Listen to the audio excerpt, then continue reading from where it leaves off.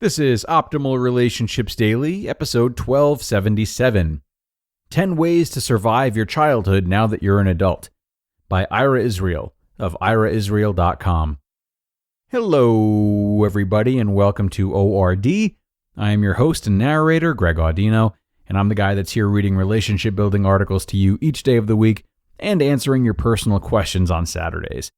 Today is another narration, and I'll be reading a piece from Ira Israel, a therapist located in Los Angeles, about how we can live a better life as adults after gaining more understanding about our childhoods. So let's jump into this post now and start optimizing your life. 10 Ways to Survive Your Childhood Now That You're an Adult, by Ira Israel of iraisrael.com. Quote, "People are always shouting they want to create a better future. It's not true. The future is an apathetic void of no interest to anyone. The past is full of life, eager to irritate us, provoke and insult us, tempt us to destroy or repaint it. The only reason people want to be masters of the future is to change the past." End quote. That's by Milan Kundera. Quote, "If you think you're enlightened, go spend a week with your family." End quote.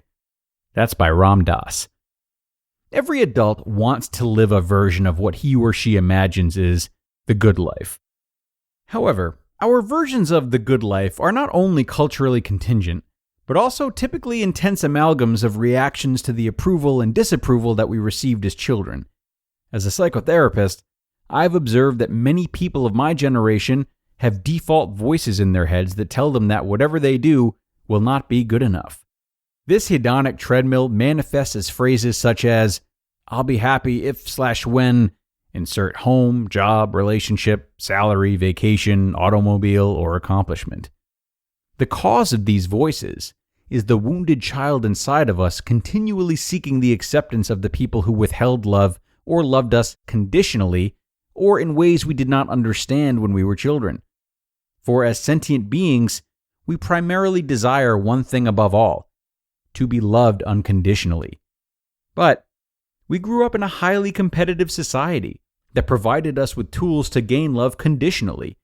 Because we're talented, good-looking, go to good schools, get good grades, write well, speak well, earn boatloads of money, take vacations in the coolest places, etc. As children, we created false selves, facades, personas, in order to try to obtain the acceptance, approval, and love we craved. However, any acceptance, approval, and love that we receive now as adults based on our facades, not on our inner and usually somewhat messy authentic selves, is ultimately unsatisfying. Many people have become so identified with their facades that they no longer know who they are, other than what it says on their business cards, resumes, Facebook or LinkedIn homepages, Instagram and Twitter accounts, or in Google searches of them. Some younger people even judge or score their lives on a daily basis by the quantity of social media followers they have. One of the wonderful things about the mindfulness movement is that people learn to observe their thoughts without identifying with them.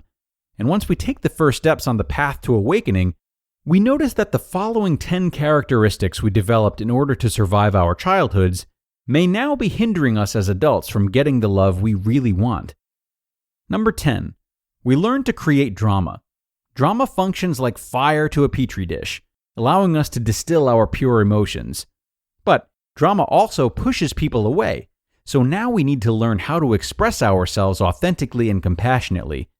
Read John Gottman's The 7 Principles for Making Marriage Work and Marshall Rosenberg's Nonviolent Communication, A Language of Life, if you think it might be time to improve your languaging. Number 9.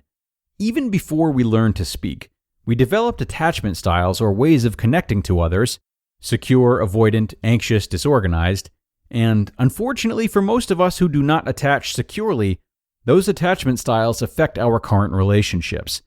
For example, if we attach securely to people and someone does not return a text or email, we don't think much of it. However, if we attach insecurely to people and someone does not return a text or email, our minds become suspicious and make assumptions about the person and the relationship that may or may not correspond to reality. Number 8.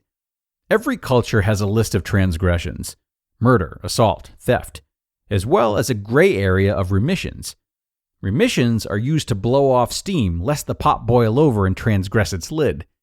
Our culture's remissions include alcohol, tobacco, sugar, salt, sport shopping, television, movies, violent sports, both playing and watching, video games.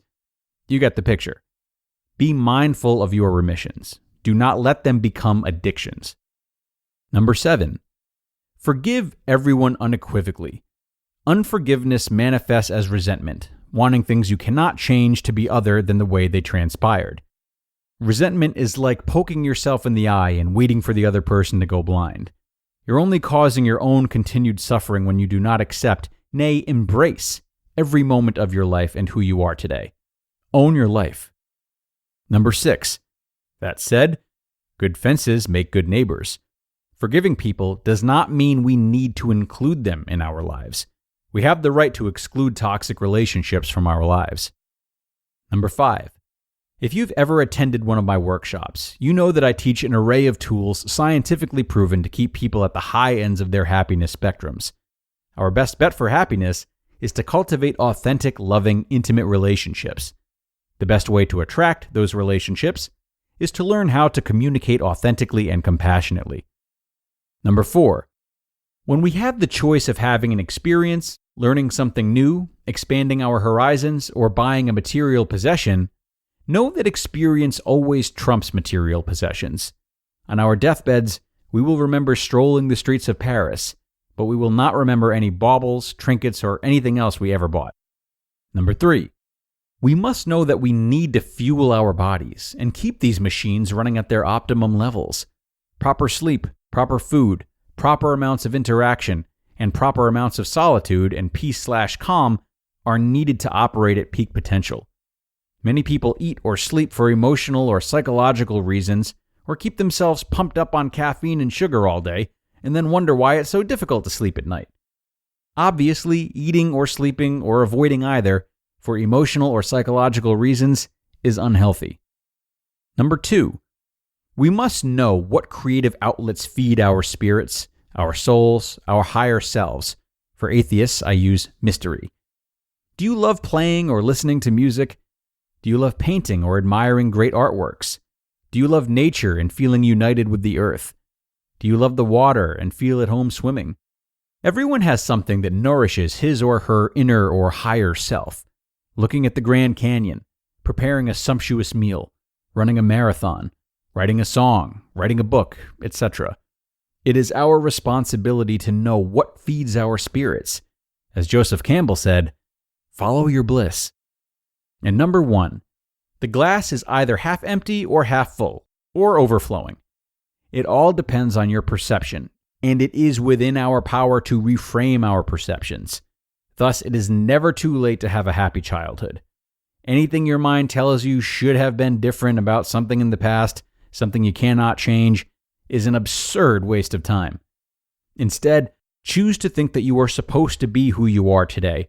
Your childhood made you everything that you are, and now we can decide which tools, such as gratitude, loving relationships, helping others, healthy living, etc., bode most favorably for living our adult versions of the good life. You just listened to the post titled 10 Ways to Survive Your Childhood Now That You're an Adult by Ira Israel of iraisrael.com. And now, everyone, I want to tell you about our new sponsor, Jenni Kayne. Jenni Kayne is a California-inspired clothing company that makes shopping for clothes absolutely effortless, as their well-made, fashionable pieces are versatile, going with any outfit or situation. This also makes Jenni Kayne a huge time saver, because there's no more guesswork when picking out your outfits. I've been enjoying their cashmere fisherman sweater that I picked up. It's got a really good fit, it goes with anything, and is definitely come in handy during this cold winter that we've had in the Northeast. So, a few things. First, join Jenni Kayne Rewards. Enjoy exclusive perks and benefits like birthday surprises and early access to new launches. Plus, earn up to 10% back on all purchases. Join today and you'll get 100 points. And then exclusively for ORD listeners, find your forever pieces at jennikayne.com and get 15% off your first order when you use code ORD at checkout. That's JENNIKAYNE.com, promo code ORD. And many thanks to Ira for that really important post today. Very thankful to have been able to share it. I worry sometimes that those who aren't familiar with therapy or psychology might find the everything goes back to your childhood notion to maybe be overused or oversimplified, but it is really a critically important thing to examine. So I want you to sit with this post, and I encourage you to take some time to self-reflect on anything that might be troubling you right now. Without judgment or without trying to defend your point, in the privacy of your own thoughts or maybe in your own journal, reflect on some of your earliest memories regarding these troublesome areas of life. What are the stories you've always been told? How did your attachment models, your parents or your guardians, approach these subjects? And is it possible that the version of yourself you're trying to be was maybe the only thing they would have accepted or shown love to? We are always in fierce pursuit of what has been familiar to us from an early age, even if that leads to destructive behavior. So the more you can reflect on this, challenge your thinking, and establish new healthy patterns, the better. Okay, that's it from me, everyone. Thanks a lot for being here and listening with me. I hope you enjoyed this episode, and I hope you come back tomorrow as we start our parenting leg of the week with a post about daycare costs. That's where your optimal life awaits.